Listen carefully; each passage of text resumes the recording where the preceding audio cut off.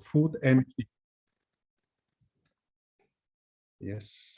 of food and feed in the European Union. And so we deal with everything from farm to the fork, as we say. So we cover everything, the entire food chain, and it starts from pesticides and plant health until what you can buy in shops and being unprocessed or processed foods and GMO. But I will talk about that in the next slide. So one of the next slides.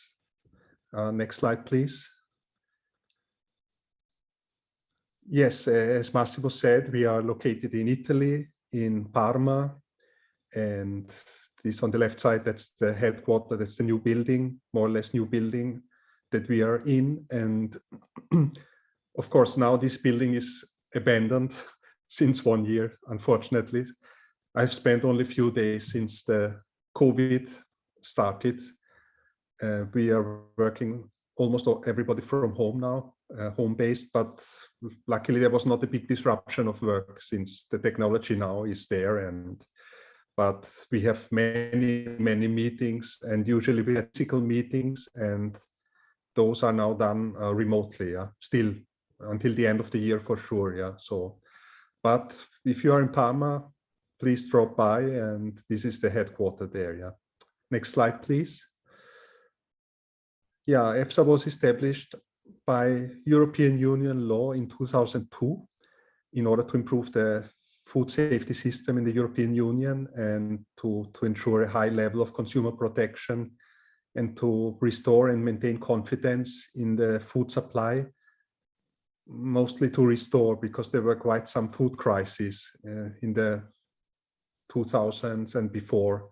Just for example, the BSE crisis, it was handled very badly because of conflicts of interest and so on. So they wanted an independent body dealing with food safety in the European Union. So that's why it was established. And what is really important, I want to stress it here, that there is a clear separation between risk assessment that's done by EFSA and risk management. So EFSA is not dealing with risk management. There are risk assessors doing their job. Science is prevailing. And then there are risk managers, the member states and the Commission, taking decisions and coming up with laws. Next slide, please. So since 2003, EFSA is operative and more than 450 staff. Now we are about 500. We're hired and we work a lot, and we depend a lot on experts, external experts. So we are, as you see, we have 3 times more experts than staff. And we have lots of meetings with those experts, about 1,000 meetings a year. And we produce about 500 outputs a year. Those outputs are mostly scientific opinions. So that are our assessments. And we come up with opinions which are published and also sent to the Commission and to the member states. So it's, now recently our budget has been improved because there's more and more work. So there is hiring ongoing. So it's flourishing, but the building is getting too small. So we will see. Next slide, please. Yes, so just to give you an overview of how it works. So the risk managers, the European Commission, but also the Parliament or member states. There could be a group of member states or only single member states that could ask us questions. And in some cases, EFSA is also self-mandating. So we realize there is some field that needs work, and then we initiate also so-called self-mandates. But usually we get them from outside, and we receive a question, a so-called mandate, and then we work on it. We evaluate it, we assess the data, and then we publish, or we adopt outputs, scientific outputs. There are scientific opinions, could be technical reports, but the majority are scientific opinions. For example, on pesticides or genetically modified organisms or novel foods. I will talk about later. And those opinions, we publish them, and so they're all available on our website. So we don't just tell the Commission or the member states, but we everybody, so they are publicly available to the public at large. Yeah. Next slide, please. Yeah, just to give you an overview how manifold the topics are that we are dealing with at EFSA. Yeah? So it starts, let's say, at the top with plant health and plant protection. Those are the pesticides, and for sure you have heard about glyphosate, because that's on the news a lot, and that has been evaluated by EFSA, and it will be re-evaluated soon, and it will again be quite a big media coverage for sure.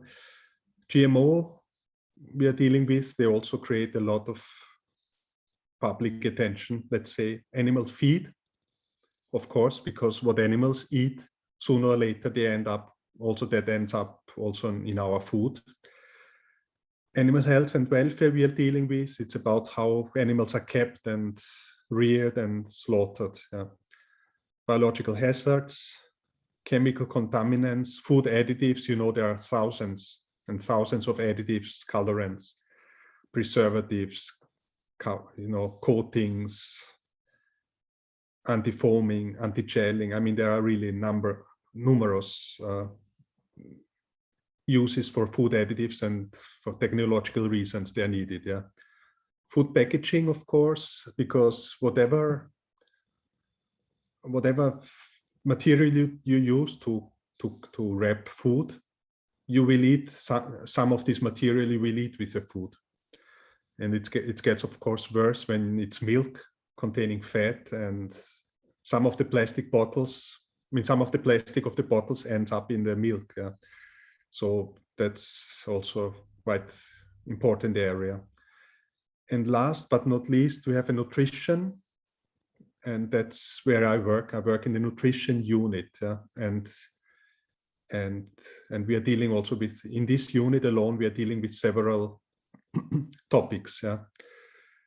And all of these panels here, scientific panels, they have respective units within EFSA. So, but these scientific panels, they are not employed at EFSA. They are all external experts. Yeah. And the nutrition unit that I work in, we are working with the NDA panel. Next slide, please. And this NDA panel, it's the panel on nutrition, novel foods, and food allergens. So it's one of the 10 panels at EFSA, scientific panels at EFSA. It has 16 experts, and they are the authors of our outputs. Yeah? But as happens often, most of the work is done in working groups, so-called working groups. And I have listed the most important ones for you below. And one working group is, for example, dealing with health claims. And I've been working on health claims the first 6-7 years at EFSA. But since then, I moved to novel foods. That's another working group.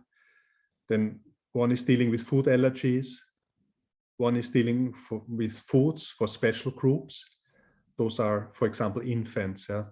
So all the infant formula that you see in the whole European Union, they have to follow certain requirements, and they have been set up by the NDA panel. Yeah. Dietary reference values, they are dealing with vitamins and minerals. Those are, my colleagues are dealing with that, and you know, the daily amounts that you need of all those vitamins and minerals, they are set by this group and then the panel, but also upper levels. So at some point, when for some vitamins, it's quite, if you get too much, they become toxic. And it's very difficult and very tricky to set upper levels for vitamins and minerals, because in humans, you can't do, of course, you can't do testing in humans. It would be unethical. So it's quite complicated to derive upper levels for vitamins and minerals. Yeah. So next, please. Next. Yeah, so I will now concentrate on the novel foods. Yeah, it's fine. Please go on. So what is a novel food? Please, next slide. So you're well aware that over the centuries, lots of foods have come to Europe, let's say Europe, yeah. and that was normal. I mean, you know, tomatoes, potatoes, maize, but also chia seeds, for example, they are not from Europe and they arrived here many centuries ago. So they are considered now traditional even in Europe. But at some point, the member states and the European Commission, they got alerted by many foods that were never evaluated for safety coming to the European Union. So in 1997, they came up for the first time with a law, and they decided that they defined a novel food. Yeah, can you please click once? Yes, and it's a bit odd, but the member states, they decided on a cutoff date of 15th of May 1997, because that's when, for the first time, they came up with a regulation, with a law on novel foods, and they said everything that was not consumed to a significant extent before this time in the European Union will be considered a novel food and will have to be evaluated before it can be put on the market. Yeah. Next slide, please. Some time passed, and in 2015, there was a big revision of the novel food law. So the first time it was 1997, and in 2015, since there were many technological developments, yeah, and new categories of food that were not covered in the old novel food regulation, they came up with a new one. Yeah, but still, they maintain that a novel food is one that was not consumed to a significant degree by humans in the European Union prior to 15th May 1997. And yeah, that's how it is. It's a bit weird to have such cut-off date, but, and also don't ask me what is meant by significant degree, because that's not for EFSA to decide. It's for member states and the European Commission whether those amounts, whether they are significant or not. If they are significant in their view, it's not novel. And purely because it was consumed, it's considered safe. Yeah? So that's how it is. It's a bit pragmatic approach. Yeah? And novel foods could be it could be a new substance, completely new one, but it could also be a substance that is known, but it's from a new source. And I will give you an example later. And it could also be that there are new production processes, maybe ending up with a similar substance, but still the new process carries some safety concerns. And then the Commission, they want us, EFSA, to look at it. Yeah. And still there are many foods, plants in China, you know, traditional Chinese medicine, they're using many extracts, plant extracts, and some companies want to sell them in Europe. And so they are traditional foods in China, but not in the EU. So we have to evaluate them. Yeah, they are novel in the European Union, even though they have been consumed maybe for centuries already. Yeah. Next slide, please. So some types of novel foods explicitly mentioned in the regulation. As I said, they could become from a new production process. They could be something with new or intentionally modified structure. They could be microorganisms, fungi, algae. Recently, we have received many algae that were never eaten in the European Union. But in Korea, for example, South Korea, yes. But now they want to sell them in Europe, and so we have to evaluate them. Yeah. From plants, I mentioned extracts. Many new extracts are coming to Europe. Then we have novel foods of mineral origin. They are rare. I don't remember even any, but they are provided for in the regulation. Yeah. From animals or their parts, so insects. I will talk about insects a little bit in a few minutes. And then cell culture, tissue culture. For sure, you realize there are now some companies try to grow meat in petri dishes in the laboratory in order to avoid animal or to improve animal welfare. So these are also novel foods. Yeah, in vitro meat and nanomaterials. Yeah, there is some concern about nano foods, and we are assessing the first nano foods currently. Next slide, please. Yes, some examples for new substances. We have evaluated a non-sticky chewing gum base, phytosterols, and ice structuring protein. That was an interesting one. It's a protein from a fish that can also withstand temperatures below 0 degrees. And this fish has a protein that prevents crystallization or freezing. And what this protein now is used for, it's in ice creams. So ice creams, they stay creamy when they add this ice structuring protein. Yeah, that I found that quite interesting. Yeah. New sources, for example, krill. Yeah, so omega-3. I think that was a source of omega-3 fatty acids.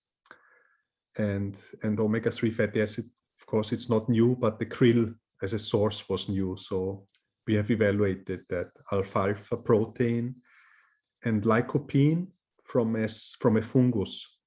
Lycopene is contained in tomatoes. It's one of those stuff that makes them red. So lycopene is not new, but the source was new. That's why we have evaluated this lycopene from this fungus. Next, please. Yes, new processes. Recently, we received a lot of UV treatments, UV-treated yeast, UV-treated milk, for example, and they do that in order to raise vitamin D levels, so they can convert the precursors of vitamin D to vitamin D, and we have looked at that, yeah. And next, please. Some examples. Yes, traditional foods that we have evaluated. And chia is now very common in Europe. I mean, in supermarkets, you find them in every supermarket. I find now chia seeds. They were not there. They were considered novel, and we have evaluated them, and they are safe, and they are now widely consumed yeah, in the European Union. Also, baobab fruit from Africa and noni juice. They are traditional foods in other parts of the world, but not in Europe. But now they are authorized for marketing. Yes. Next slide, please. Yes, insects. Insects, they have been given a lot of attention recently, and there are many species consumed worldwide, but not in Europe. Yeah. But there is an increasing demand because also of sustainability, and could be an interesting source of nutrients.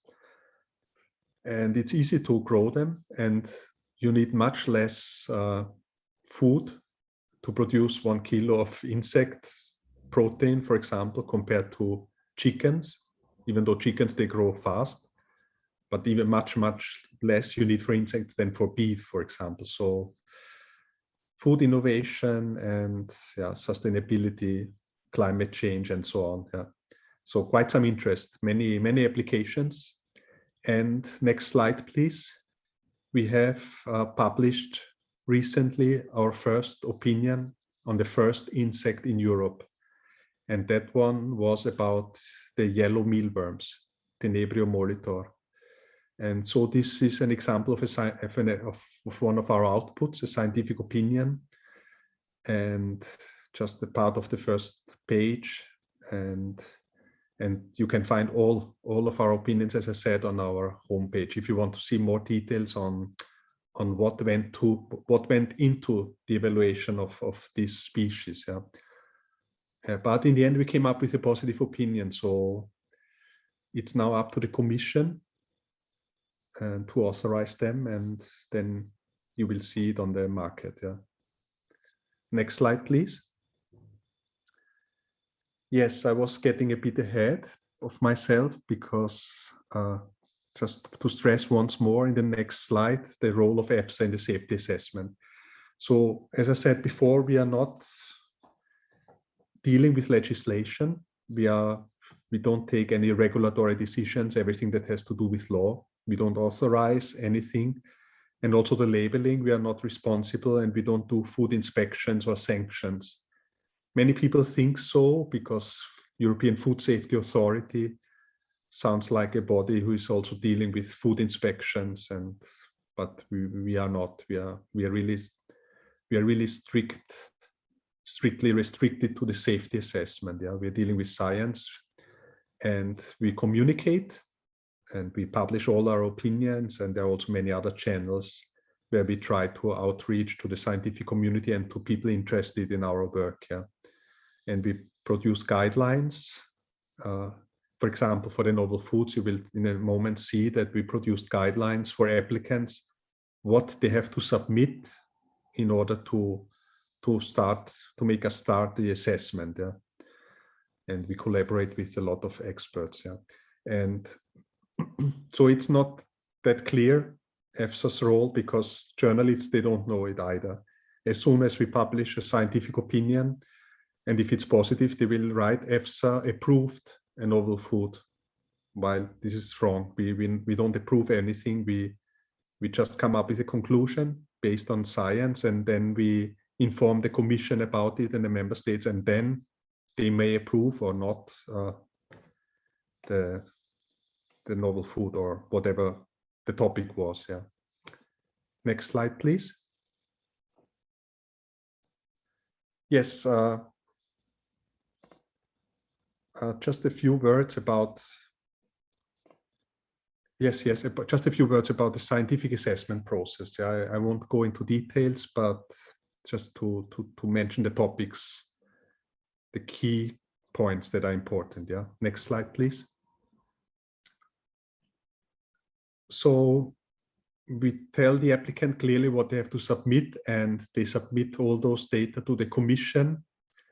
There's a nice, everything is done electronically now, a nice e-submission portal from the Commission, and so they upload all the data there. So there's no more paper copies as it was a couple of years ago. So in the beginning, they still sent us really folders with paper and CDs and so on. Those times are gone. So just briefly, so the identity of the novel food, of course, it's important that we know what it is, and it could be something very, very simple. For example, it could be a substance that's a chemical substance that is produced synthetically, and it's 99% pure. We know what it is. But it could be also an extract from a plant, and then it's much less identified, much less characterized. Yeah. And so, but yes, and depending on that, the production process differs a lot for novel foods. Yeah, as I said, it could be a chemical synthesis. It could be that they take some plants and they extract them. It could be that there's very little processing. For example, for the mealworms that I mentioned, for the insects, they just grow them, they harvest them, they kill them, and then they dry them, and there is very little processing. So chemically, it's the same as the live insect, apart from the water content. Yeah, sometimes they grind them, but still. But the problem with insects is that you eat them as a whole. Yeah, so also the gut. So there could be some safety concerns. Compositional data we need, of course, and usually it's several batches. So they do batch-to-batch analysis, and we look at the composition of novel foods. The specifications, I highlight them here because they are the key parameters that will go into the law.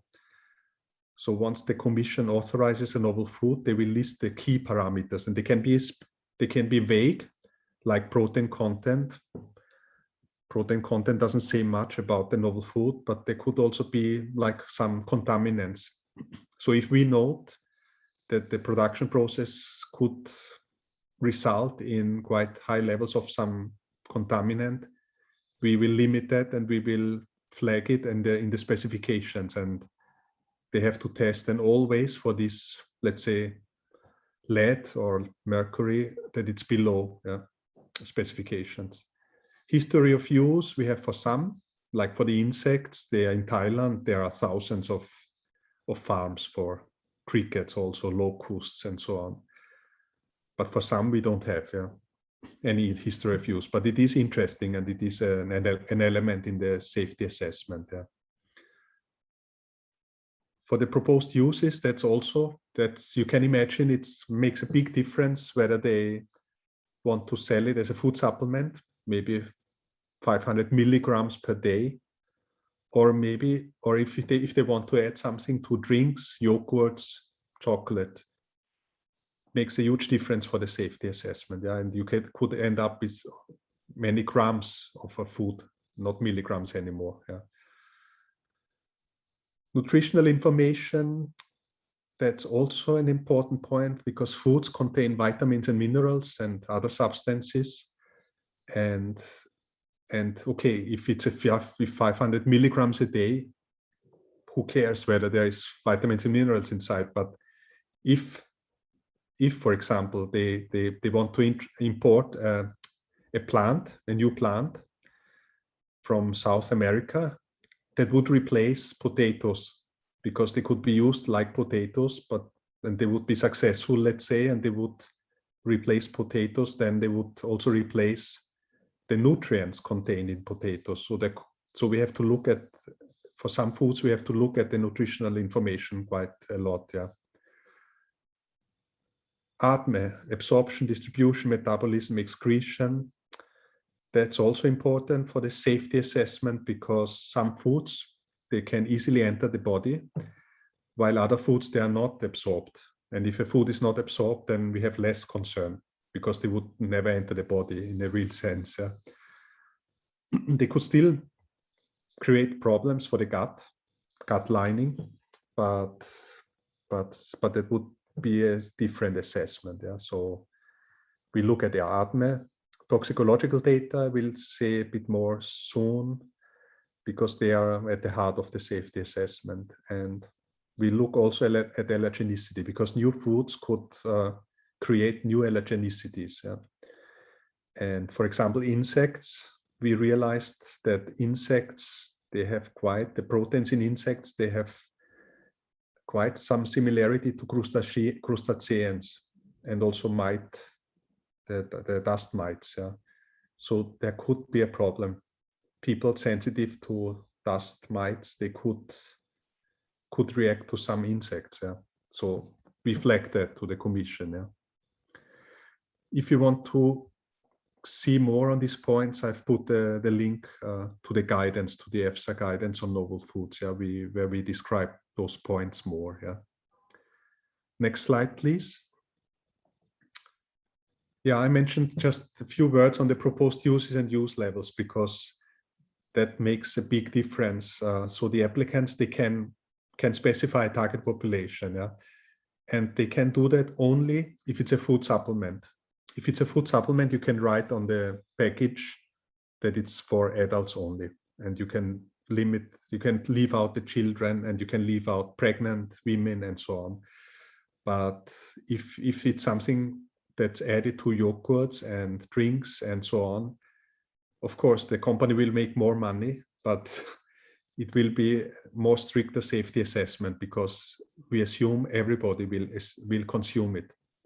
A yogurt, even if you label it to adults, you cannot prevent that children will eat it as well. Yeah. So, and then we have to do an anticipated intake assessment of the novel food, and we do also estimates of exposure to undesirable substances because, as I mentioned before, coming out of the production process, it could be that some contaminants end up in the food, and then it's about the level, of course. I mean, it's little, as you know, everything is about the amount. Yeah.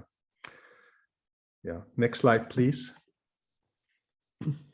Yes, just a few words on the toxicological assessment because it's at the heart of the safety assessment. What we propose is a tiered approach, and tiered meaning that it's like a pyramid. It's one step above the other, and to start at the more simple, and especially to start with studies where animals are not involved, because we want to save animals and to limit the suffering of animals. Yeah.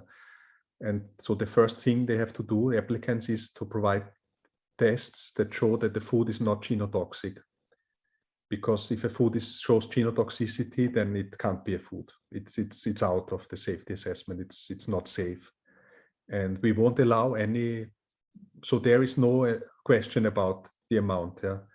Because for other stuff, for toxicity, we could say if we lower it sufficiently, there is no concern anymore. But not for genotoxicity, because you can't derive a safe level, let's say. And those are in vitro studies in bacteria and also in mammalian cells. And if those are negative, then what we ask for mostly are repeated dose toxicity testing in rats. So those are 90-day toxicity studies. Yeah. And unfortunately, for many assessments, still we need those testing in vivo in rats. Yeah. And in rare cases, when we see there are effects, then we ask for a reproductive toxicity study, and that can go over several generations. Yeah. But it's rare, and usually it's sufficient to come up with a 90-day study, toxicity study. Yeah. Sometimes, but rarely, also additional studies are needed, like on immunotoxicity, neurotoxicity, endocrine activity, and mechanisms, modes of actions. But neurotoxicity, it's difficult to see it, because, for example, in rats, I mean, there are some studies, I mean, some tests on behavioral changes, but some things, like if something creates headache, you will not see it in rats. Yeah. So it's difficult with neurotoxicity, but from the whole package, and also from the composition and history of use and so on, we integrate everything, and in the end we come to conclusions. Yeah.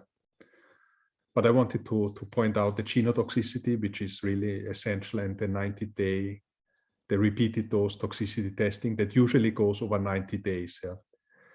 1-year studies are better, but they cost a lot more, and we don't want to put too much burden on the applicant and also on the animals if it's not necessary. Yeah. So we always have to balance the needs and if it's really required. Yeah.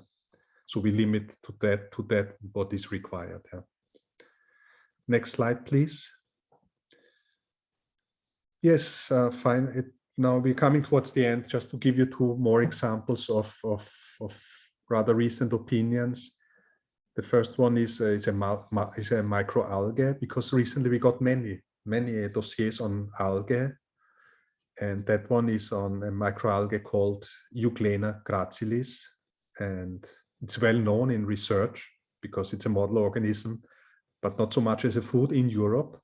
But in Japan, for example, it's eaten for long already and can be used in yogurts and drinks, and gives it a green color. And in the end, we came up with a positive opinion on this.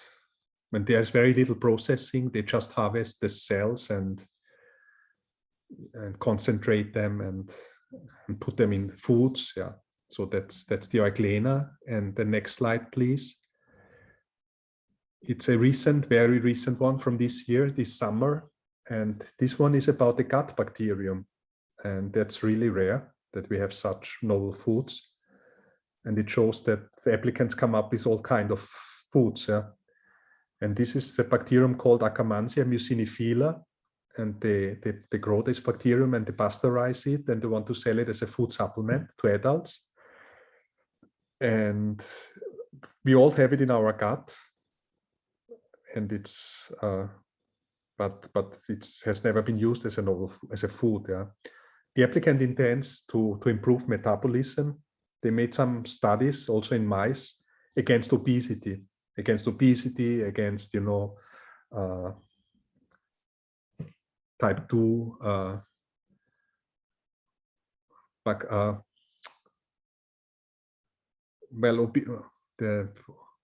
generally obesity, or also reduction of belly fat and so on. So, but we did not assess the claim. We assessed strictly the safety. Yeah? And under some restrictions that we put for the specifications, we came up with a positive opinion. Yeah. But it's still not authorized now. It's with the Commission and the member states, and they will discuss it further. And in the next month or so, they will decide on this gut bacterium. Yeah. Next slide, please. No, please go back to the previous one, just to point out. So the last author, Mrs. Helle Knudsen, yeah, she's our chair of the working group of novel foods. Yeah. So we would be lost without her. And she's from Norway, and she works for the Norwegian Institute of Public Health. And I just wanted to point it out because even though Norway is not part of the European Union, we have cooperation with Norway and with experts from Norway, and for novel foods, yes, Mrs. Knudsen is very important. Yeah. Next slide, please. Yes, if you want to know more about the union, the novel foods that are authorized, you find all of them in the so-called union list of novel foods. And I've put the link here, and you find all of them that have ever been assessed by EFSA or by member states. Because in the past, also member states, they assessed without EFSA novel foods, and just in critical cases, they involved EFSA. Now, since 2015, since there was a revision of the novel food law, now everything comes to EFSA immediately. So we are doing all of them now since 2015. Yeah. But in this list, you find all of them. Yeah. So just in case, if you want to get an idea, or if you want one day also to apply for novel foods, if you come up with new novel foods, then you could get an idea from looking at what is already there in this union list of novel foods. All of those are authorized for marketing in the European Union. Yeah. Yes, next slide, please. Yes, that's the end. I would invite you to stay connected with EFSA or get connected. On our website, you will find all scientific opinions of all subjects, not just novel foods, but also health claims and pesticides or feed, whatever you're interested in. And since you are young people, I have put in a link to the careers page, because EFSA every year is taking 50, 60 trainees. And that's a nice opportunity for people that finished their studies to work with EFSA for 1 year or less, but up to 1 year. And then you really get to know EFSA and our processes and procedures and people. Now it's a bit difficult since we work remotely. It's a pity, but I think it will change again, and it would be nice to welcome some of you in EFSA. Yeah? So next slide, please. Yes, thank you for your attention, and please, I'm happy to answer any questions you may have. Yeah, thank you.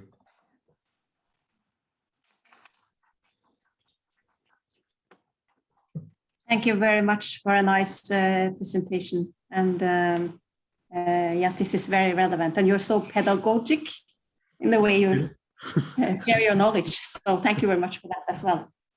And I think our students have some questions for you.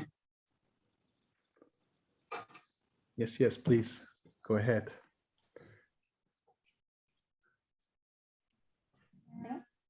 So how long does it typically take from you getting, or from EFSA getting a request regarding a novel food detail, a scientific opinion on that food is published, and if the food is safe, the food is then approved for use? Yes, I understood how long it takes for EFSA. Yeah. Yes, so yes, I forgot to say, so by law, so they were really strict. So by law, they put in 9 months. Yeah. So EFSA, once we reach a valid, once we get an application from the Commission, we have 9 months for the assessment. But luckily, we have the possibility to go back to applicants if something is missing, and that's 100% of cases. Yeah, so we always go back to the applicant, and then the clock stops. Yeah, and so we ask for new studies, additional analysis, and we give the applicants a couple of months, depending on the information that's missing, and then we stop the 9 months. Yeah, so otherwise we would run out of time. Yeah, so that's why I would say never less than 1 year. Sometimes more. Yeah, 1 year, 1.5. Yeah, so that's the average time. Yeah, because we always have questions to the applicant. Once, many times, twice. Yeah, we go back to them. Yeah, but it's good for the applicant also. It's good for us and for them, because they want, in the end, they want to fulfill the requirements and they want a positive opinion, and we want also to have all the data. So there is quite some communication with the applicants. Yeah, luckily. Yeah, but that's about the time. Yeah, about 1 year, I would say. Yeah, not less. Yeah, thank you. Those are sitting home, can you have your cameras on? And do you have any questions? You can write your email, your name in the chat. I have a question. Servus, I'm wondering if yes, which executive power EFSA has towards products and producers that have missing form and nutrient profiling.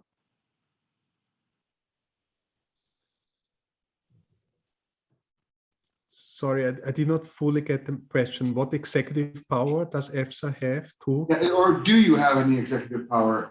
In terms, let's say a producer is mislabeling or not following your advice in terms of nutrient profiling. Do you have any sanction opportunity, or what do you do if you see somebody who's not in compliance with what's recommended by EFSA? No, we don't have any. We don't have any power. We would inform, if we are aware of it, we would inform the national authorities. Yeah, the national authorities of the member states, and they would take action. Yeah, but we don't have any. No, we have no sanctions, and also sometimes it is brought to our attention, but usually we inform the risk managers. Yeah, and they are dealing with it. Yeah, Commission and member states. Yeah. But there is a lot going on with food supplements, especially, and we are aware, that, of course, the food industry is stretching as much as possible. Yeah,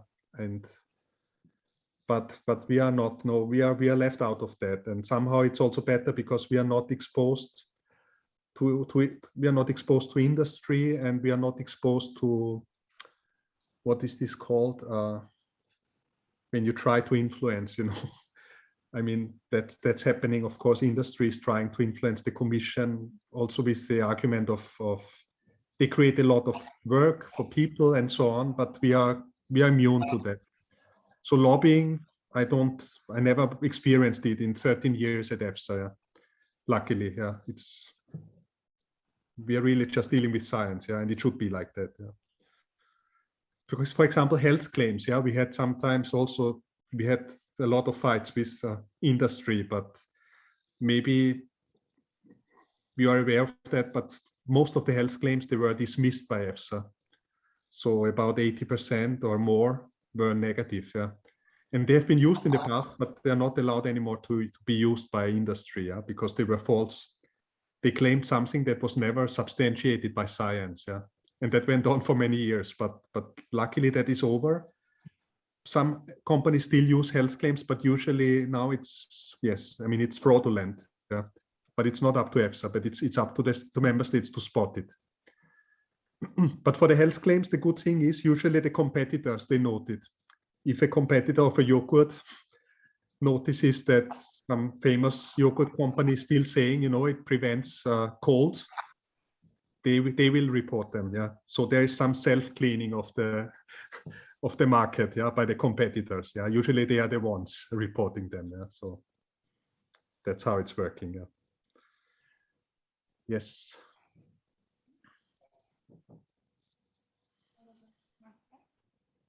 I'm writing my master's thesis about sea cucumber as novel food. So I'm just curious, do you know something about sea cucumber? Sea cucumber? Yep. Interesting. No, I haven't heard about it. But it will be submitted soon, or it's about the preparation of the dossier, or Yeah, I don't it's know about bioactivity and characterization I'm doing. No, I'm not aware of it. I think we have not, I'm pretty sure we have not received it yet, because there are also many that stay for quite some time at the level of the European Commission. Yeah. So they have many times they have questions to the applicant, and they send it to us only when they think it's complete. And then still we notice some stuff is missing. Yeah. But there are many at the level of the European Commission that I'm not aware of. Yeah. But once it's complete, yes, we will start working on it. Yeah. Sounds interesting. I would like to mention the most applications going on now, really most by far, are the ones on cannabidiol, CBD, and in many countries, also here in Austria, I see that they already sell it, but it's not really legal. And so we got many requests on assessing cannabidiol as a novel food. Yeah, and there's big fuss. Yeah, so many companies, they submitted it, and it's more than 100. It's more than 100 applications on cannabidiol, and we were a bit struggling. The Commission was struggling. Member states also, isn't it a drug, and so on. So it's complicated. Yeah. So there is a border between drug and food, and it's even more complicated because in some member states, some stuff like melatonin are considered a drug, while in others they could still be sold over the counter as a food, depending on the amount. Yeah. So it's complicated. Sometimes we enter into that area, but also here, once the Commission and member states, they decide that it's a food, they send us the application, and then we as EFSA, we cannot decide otherwise. Then we have to assess it, and we assess it. Yeah. But for cannabidiol, I don't know what will happen. But yeah, that I don't know. There was an explosion about cannabidiol in recent years. I don't know about Norway, but I see some people nodding. So yeah, let's see what will happen. Yeah, there. Yeah. Oh, very interesting. Yes. More questions? You that are sitting home, do you have any? I have a question. Yes. I wonder if you can tell about some new novel foods that you are working on right now, or is it confidential until the assessment is done? No, it's not confidential, because it can also be seen that they are in progress. Yeah. So me personally, I have some stuff on turmeric extracts. They are from curcuma longa. I mean, they are used in curries already, this turmeric, but they want to use it in a different way. And then I have also some new source of iron. So we are also dealing with new nutrient sources, and one company came up with a new source for iron, and they combined it with milk, with caseins. And so this is called iron milk proteinate. Yeah. It will be a new source of iron, and it's also a novel food. Yeah. And then I have another one. So I have mentioned before this algae, and so the algae Euglena gracilis, and the same company, they extract one fiber from this algae, one particular fiber. And they came up now with they were successful with the Euglena, but now they want to market something else, a fiber from this algae. And I'm dealing also with that one, and also some other algae and seed tang. So yes, that's it. I'm not dealing with insects. My colleagues are doing that, but there are many more going on new insect species. Yeah. For example, one company, obviously the male bees, they are useless, because they don't produce honey, and so they want to sell as a food male bees, or at least the larvae of bees, yeah, and some other insects, yeah. So we are working on insects and new sources of sugar, or kind of sugar replacers. We have them, yeah.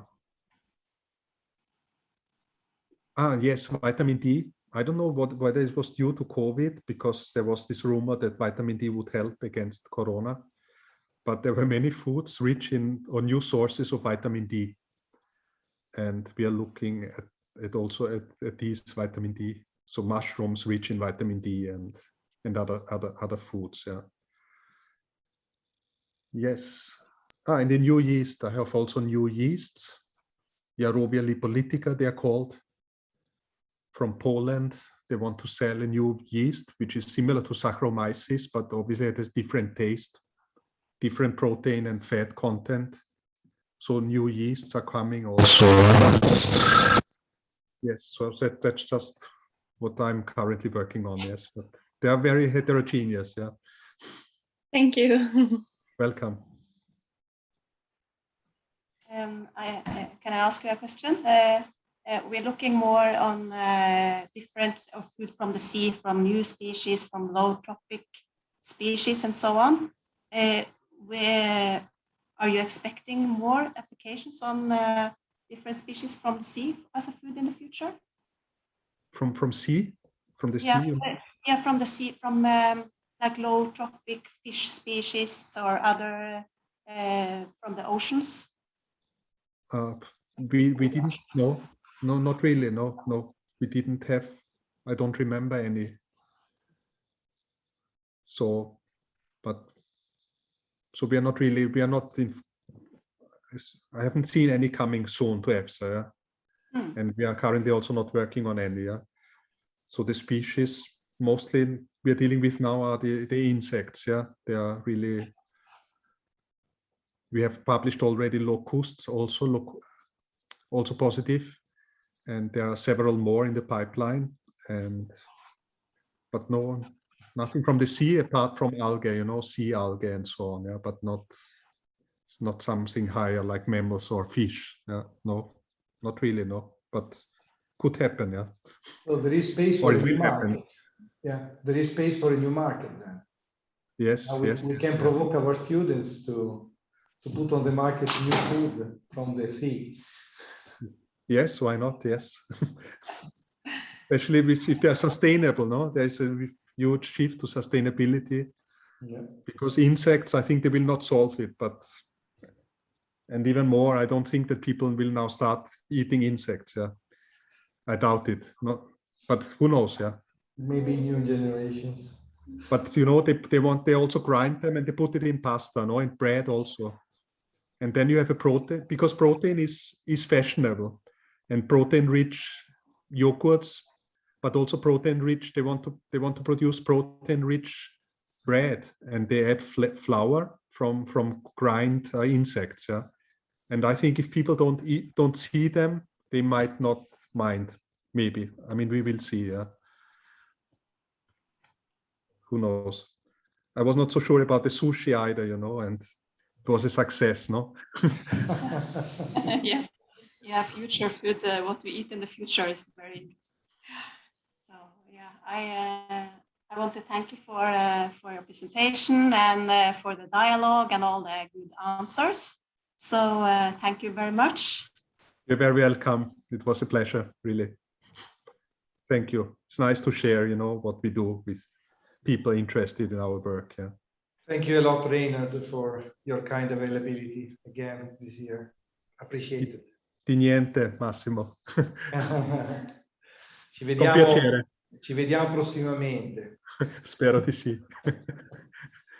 Ciao, ciao. Ciao, bye bye. Bye, bye to everybody. Bye bye. Thank you. Bye bye. Bye. Good luck with your studies. Bye.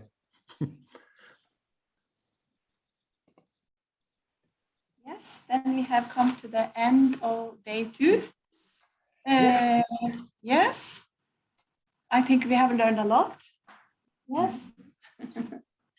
And yeah, as always, Massimo, Thank you for the program and help, and also the other two that have not been in front of the camera, making it work. Let me open a bit. Yeah, here are our student trainees. So Media and Martine, which made this possible technically. So they were behind the scenes. So thank them, because they took care of every little small detail about arranging the speakers, managing the presentations. They made a lot of important background work, and without them, this wouldn't have been possible, because, as you know, we are a very small unit inside the NTNU, so we really rely on the capability, freshness, proactivity, intelligence, and smartness of the young students that the university is capable to produce. So I'm really happy and lucky to have the possibility to have people like Martina and Media with us for a certain period of the year. So Really good job. Thank you. yeah. So I also feel so lucky to be able to sit here together with all of you, and you in Brussels, and learn so much. I think it's so, yeah, I'm the luckiest, I think, today. It's been much information these 2 days, but I think we don't need to remember everything, but I think that we learn so much from it that we know that we can use it later on and know some people, and it's less barriers in the system now, I think. So and to ease your eventual further study or having a look through everything, Media and Martine will put at your disposal the recording of the lessons and also the slides that have been shown by the various speakers. So in case the students would like to have a look again, or they would like to repeat the experience and look again to all the speakers, or one in particular. So we are going to set up a special closed web page for your eyes only, for you to have access again to the lessons in case the students are eager to have a look again. And of course, any feedback from your side is useful for us to improve the quality of the delivery from our side. So feel free even to criticize, but constructively. So we love constructive criticism. We don't love criticism. So feel free to propose even improvements based on your assessment of anything that you thought it was not appropriate for your expectation, and we will try to take it into account. Yes, and the students will make some reflection notes later on, and this is a part of the work requirement in the course, and it's anonymous, so I don't know who is saying what, but that's not about the technical things. That's only about like the learning outcome from it and so on. So, but I know that it's always some small technical problems when we are ambitious and do things like that. But it's improving every year. So I think it went very, very well. And we could see each other, and we had the sound and everything. So I think it's getting better and better. So you don't need to say that they like some small technical things, because I think we know that. Yeah, good. Very good. So wishing you an excellent end of the day. And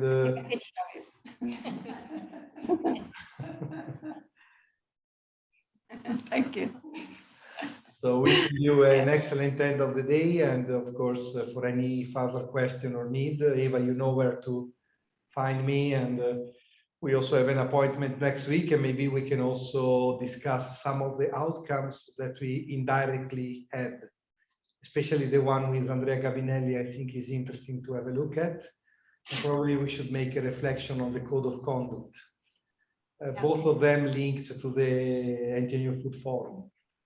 As we are discussing some actions, work plan and so on, maybe we could consider to see if and how to mobilize the Food Forum into new challenges to be again integrated in the EU context. So, but next week. for the moment, That let's would be nice. enjoy the good work that everyone here has done, including the students being resilient in resisting up until now. So that's Yes, and good questions from all of you. So exactly. I really appreciated the level of the questions, I have to tell you, Eva. So congratulations for the deep analysis you have made and the very smart and intelligent questions that you have put on the table. I noticed that in some cases the speaker were a bit in difficulties. That's important. When you challenge them, it means that you're doing a good job. So, yes. great. So yeah, have a nice afternoon and evening, and thank you again. Keep in touch. Bye, Yes. everybody. Bye-bye. See you. Bye-bye.